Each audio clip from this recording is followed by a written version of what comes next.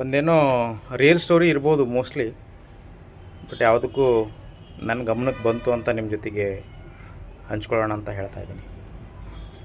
ಒಬ್ರು ಯಾರೋ ನನ್ನ ನಾಯಿ ಕಳೆದಿದೆ, ನಾಯಿ ಹುಡುಕಿ ಕೊಟ್ಟವರಿಗೆ 5 ಲಕ್ಷ ಕೊಡ್ತೀನಿ ಅಂತ ಪೇಪರಲ್ಲಿ ಅಡ್ವರ್ಟೈಸ್ಮೆಂಟ್ ಹಾಕಿದ್ರಂತೆ. ಅಡ್ವರ್ಟೈಸ್ಮೆಂಟ್ ಹಾಕಿದ ಮೇಲೆ ಒಂದು ಕರೆ ಬಂತಂತೆ, ಫೋನ್ ಕಾಲ್. ಸರ್, ನಿಮ್ಮ ನಾಯಿ ನಮ್ಮ ಕಡೆ ಇದೆ, ಬರ್ತೀರಾ ಅಂತ. ಇವ್ರು ಅಂದ್ಕೊಂಡ್ರು ಮೋಸ್ಟ್ಲಿ ನಾನು 5 ಲಕ್ಷ ಕೊಡ್ತೀನಿ ಅಂತ ಹೇಳಿದ್ದೀನಿ, ಆಗೋಸ್ಕರ ಇವ್ರು ಹೇಳ್ತಾ ಇದ್ದಾರೇನೋ. ಎಲ್ಲಿದೆ ನಾಯಿ ಅಂತ ಕೇಳಿದ್ರಂತೆ. ಸರ್, ನಾಯಿ ನಮ್ಮ ಹತ್ರನೇ ಇದೆ.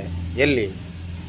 ಸರ್, ನೀವು ಲಾಸ್ಟ್ ವೀಕ್ ಬಂದಿದ್ರಲ್ಲ, ಆ ಲಾಸ್ಟ್ ವೀಕ್ ನಿಮ್ಮ ತಾಯಿಗೆ ವೃದ್ಧಾಶ್ರಮಕ್ಕೆ ಬಿಡ್ಲಿಕ್ಕೆ ಬಂದಿದ್ರಲ್ಲ, ಆ ವೃದ್ಧಾಶ್ರಮದಲ್ಲಿ ನಾಯಿ ಇದೆ ಅಂತ ಹೇಳಿದ್ರಂತೆ.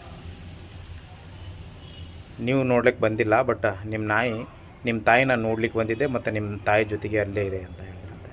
ಸೊ ಈ ಒಂದು ರಿಯಲ್ ಸ್ಟೋರಿ ಆಗಿರ್ಬೋದು. ಇದರಿಂದ ಏನು ಸೂಚಿಸ್ತದೆ ಅಂತಂದರೆ, ನಾಯಿಗಿರೋ ಒಂದು ನಿಯತ್ತು ಮನುಷ್ಯನಿಗಿಲ್ವಲ್ಲ ಅಂತ. ಹಾಗಾಗಿ ತಂದೆ ತಾಯಿಗಳನ್ನು ಇರೋವರೆಗೂ ಚೆನ್ನಾಗಿ ನೋಡ್ಕೊಳ್ಳೋದು ನಮ್ಮ ಕರ್ತವ್ಯ. ಇದ್ದವರಿಗೆ ಮಾತ್ರ ಗೊತ್ತು, ತಂದೆ ತಾಯಿ ಇಲ್ಲದೇ ಇದ್ದವರಿಗೆ ಅದರದ್ದು ಅರಿವಾಗಿರುತ್ತೆ.